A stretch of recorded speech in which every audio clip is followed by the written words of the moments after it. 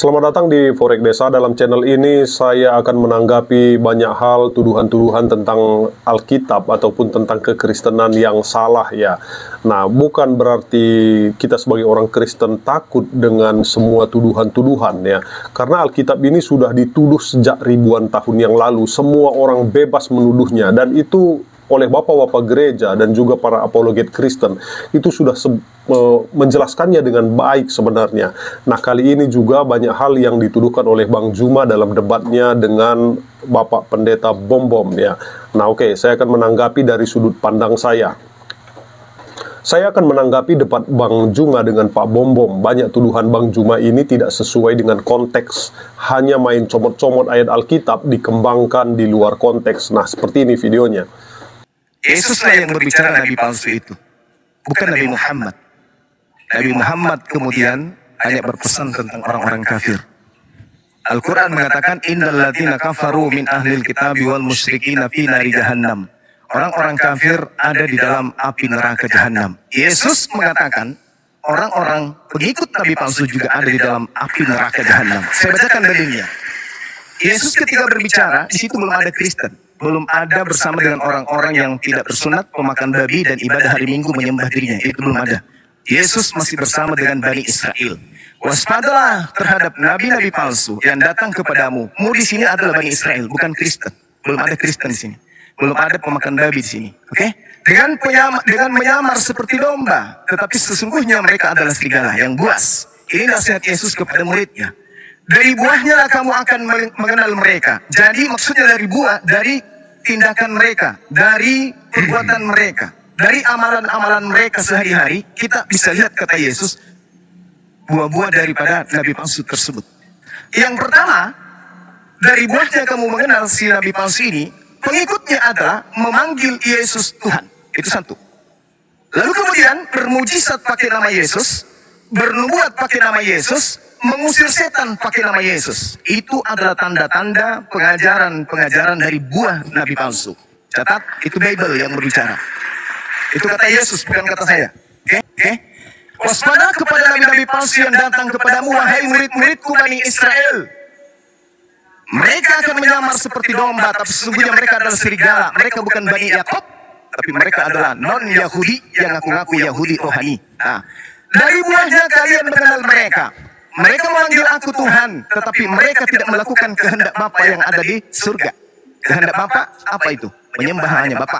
Tapi kemudian orang-orang Kristen nyata memanggil Yesus Tuhan, bernubuat pakai nama Yesus, mengusir setan pakai nama Yesus. Apa kata Yesus kemudian? Pada akhir nanti, kepada mereka, pelanjut daripada pengajaran nabi palsu ini, aku akan berkata, pada waktu itulah aku akan berterus terang kepada mereka, aku tidak mengenal kalian, wahai yang memanggil aku Tuhan. Aku tidak mengenal kalian, wahai yang bernubuat demi namaku. Aku tidak mengenal kalian, wahai yang mengusir setan pakai namaku. Aku tidak mengenal kalian yang bermujizat pakai namaku. Enyahlah daripadaku, kalian semua adalah pembuat kejahatan. Pembuat kejahatan, Matius 13 nomor 50, akan dilemparkan ke dalam api neraka yang menyala-nyala. Itu dalil. Lalu kemudian, di dalam kewaspadaan murid Yesus, dikatakan bahwa nabi-nabi palsu itu ibaratkan pohon yang tidak baik yang akan menghasilkan buah yang tidak baik. Kata Yesus, pohon yang tidak baik dan akan menghasilkan buah yang tidak baik akan ditebang dan akan dilemparkan ke dalam api. Ini pasti neraka maksudnya.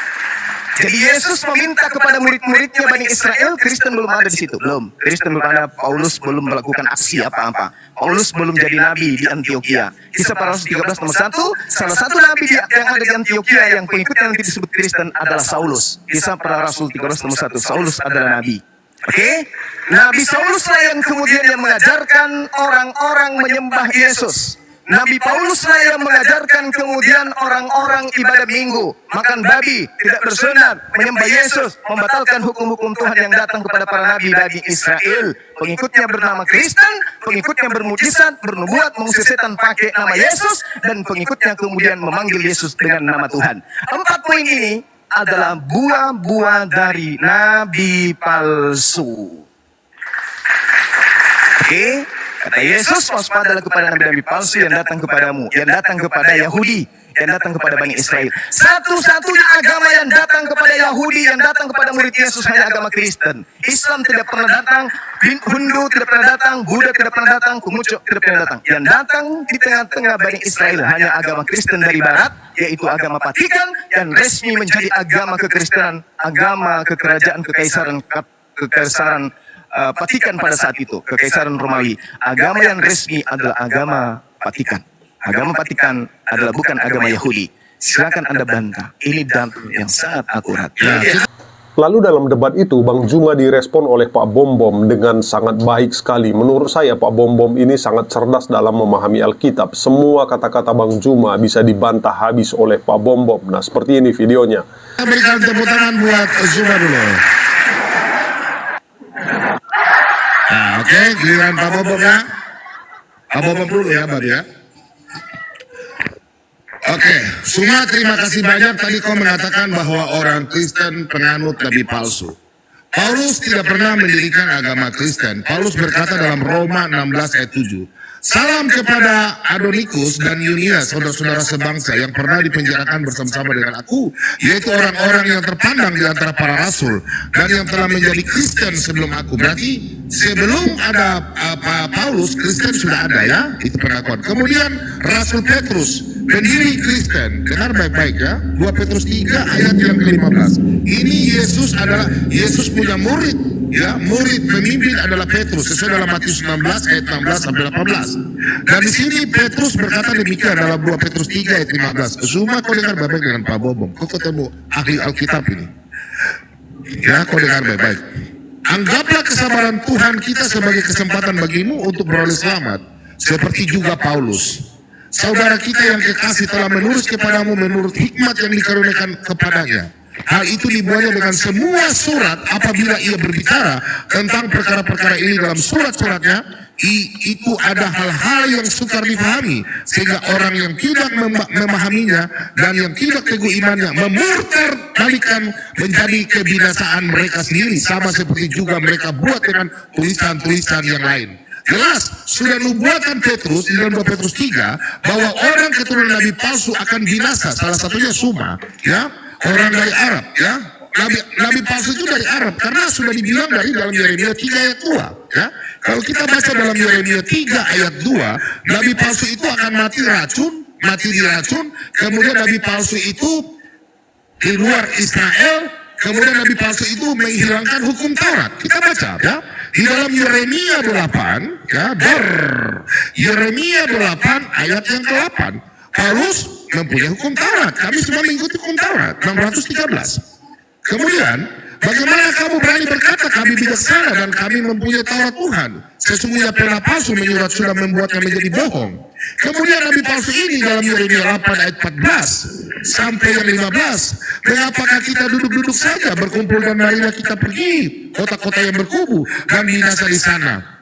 Sebab Tuhan Allah membinasakan kita, memberi kita minum racun. Sebab kita berdoa kepada Tuhan, kita mengharapkan damai tetapi tidak sesuatu yang baik, mengharapkan waktu kesembuhan tetapi yang ada hanya kengerian. Yesus berkata dalam Matius 24 ayat 26 bahwa nabi palsu itu akan muncul dari padang gurun di balik bilik-bilik, sesuai dalam kitab Imamat 26 ayat 1, ya. Inilah Yesus katakan, karena Yesus berkata dalam Matius 5 ayat 17, aku datang bukan menegakkan hukum Taurat. Sedangkan dalam kitab Imamat 26, nabi palsu penyembah apa? Kita lihat di sini. Jangan kamu membuat berhala bagimu dan patung atau tugu berhala. Jangan kamu dirikan bagimu juga batu berukir. Aduh, batu berukir ini. Janganlah kamu tempatkan di negerimu untuk sujud menyembahnya. Aduh, menyembah batu berukir di tempat padang gurun, ya. Kepadanya, sebab aku Tuhan Allahmu. Nah, itu sudah jelas sesuai dalam kitab Ulangan 6 ayat 13 sampai selanjutnya ke 15, yang mana Allah berfirman kepada Musa, jangan engkau menyembah ilah lain di luar bangsa Israel. Kemudian dalam kitab Taurat 23 ayat Keluaran 23 ayat 13, Allah berfirman kepada Musa, jangan engkau menyebut Tuhan Allahmu dengan sembarangan. Nabi palsu ini menghilangkan hukum Taurat, bro. Dia tidak punya hukum Taurat. Makanya dia itu menghilangkan hukum Taurat sehingga dia mati diracun. Sesuai dalam Yeremia 23:13. Ya, jadi semua minta maaf. Nabi palsu ini sudah dibuatkan Yesus. Kalau kau mengatakan bahwa orang-orang dalam Matius 7 ayat 15 sampai 23 akan berteriak Tuhan, Tuhan, dari buahnya lah. Nah, kalau lupa di dalam Matius 10 ayat yang ke-8, yang mana Yesus memberikan kuasa kepada murid-muridnya. Orang sakit ditahirkan, orang buta disembuhkan, dan orang yang mati dibangkitkan. Pertanyaan saya, apakah nabimu itu bisa bernubuat? Apakah nabi bisa menyembuhkan? Sedangkan Petrus bisa membangkitkan orang mati sesuai dengan kata Yesus dalam Matius 10 ayat 8. Bangkitkanlah orang mati. Petrus membangkitkan orang mati. Paulus membangkitkan orang mati. Nabimu bisa membangkitkan orang mati. Pertanyaan saya, coba kau tunjukkan kalau memang nabimu bernubuat sesuai dengan Zakaria 23:17. Tunjukkan satu dalil. Jangan kau congor. Tunjukkan nabimu kalau memang nabi asli. Tunjukkan dia bisa membangkitkan orang mati. Silakan. Selesai. Muhammad.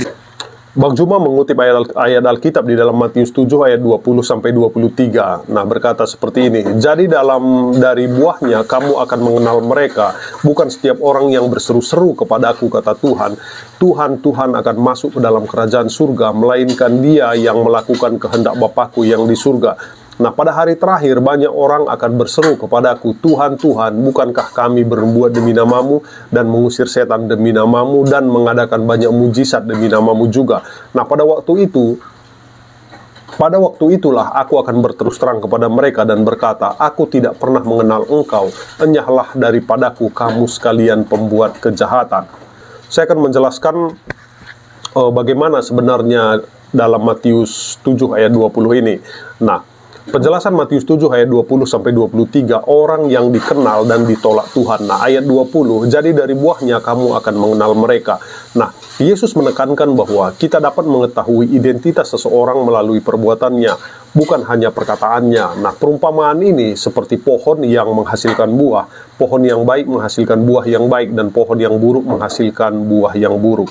Nah, ayat 21, nah bukan setiap orang yang berseru-seru kepadaku, Tuhan, Tuhan, akan masuk ke dalam kerajaan surga, melainkan dia yang melakukan kehendak Bapakku yang di surga. Nah, Yesus menegaskan bahwa pengakuan iman saja tidak cukup untuk masuk ke dalam kerajaan surga.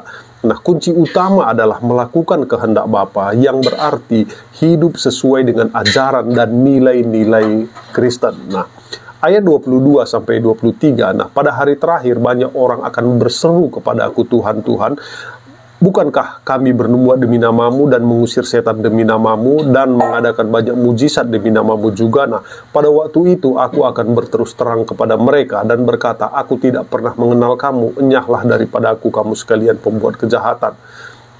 Yesus di sini menggambarkan bahwa pada hari penghakiman banyak orang akan mengklaim memiliki hubungan istimewa dengan Tuhan dan menunjukkan pencapaian rohani mereka. Namun Yesus akan menolak mereka karena mereka bukanlah pelaku kehendak Bapa. Mereka adalah pembuat kejahatan yang menunjukkan bahwa mereka hidup bertentangan dengan nilai-nilai Kristen. Orang-orang yang dimaksudkan dalam ayat ini adalah orang-orang yang hanya mengaku iman tetapi tidak hidup sesuai dengan ajaran Yesus. Nah, orang yang melakukan perbuatan rohani untuk keuntungan pribadi, bukan untuk kemuliaan Tuhan. Nah, orang yang hidup berpura-pura dan tidak tulus dalam imannya. Nah, jadi Yesus menekankan bahwa kehidupan yang benar dan taat kepada Tuhan adalah kunci untuk masuk ke dalam kerajaan surga. Pengakuan iman dan perbuatan rohani tidak ada artinya jika tidak disertai dengan perbuatan perubahan hati dan tindakan yang nyata. Nah, jadi sangat berbeda sekali ya kalau kita mempelajari sesuai dengan konteks Matius ini. Nah, itu berbeda dengan apa yang dikemukakan oleh Bang Juma. Nah, jadi semoga kita orang Kristen juga paham akan Alkitab, bukan hanya comot-comot. Oke, terima kasih.